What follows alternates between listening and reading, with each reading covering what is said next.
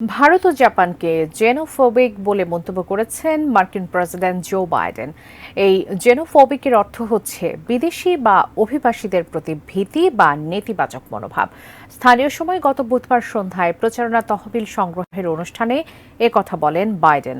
ওই অনুষ্ঠানে তিনি এশিয়ান আমেরিকান দর্শকদের উদ্দেশ্যে বলেন, কেন যুক্তরাষ্ট্র অভিবাসীদের স্বাগত জানায় এটা নিয়ে ভাবুন। কেন চীন অর্থনৈতিকভাবে এত খারাপভাবে স্থবির হয়ে পড়েছে, কেন জাপানের সমস্যা হচ্ছে, কেন রাশিয়া, কেন ভারত? কারণ তারা জেনোফোবিক, তারা অভিবাসীদের চায় না। বাইডেনের সমালোচনামূলক এই মন্তব্য এমন এক সময়ে সামনে এলো যখন কয়েক সপ্তাহ আগেই জাপানের প্রধানমন্ত্রী ফুমিও কিশিদা ওয়াশিংটন গিয়েছিলেন এবং সে সময় মার্কিন জাপান জোটকে অলঙ্ঘনীয় বলে অভিহিত করেছিলেন বাইডেন। অন্যদিকে মানবাধিকার এবং ধর্মীয় স্বাধীনতা নিয়ে মার্কিন উদ্বেগ থাকা সত্ত্বেও ভারত বর্তমানে যুক্তরাষ্ট্রের একটি গুরুত্বপূর্ণ অংশীদার।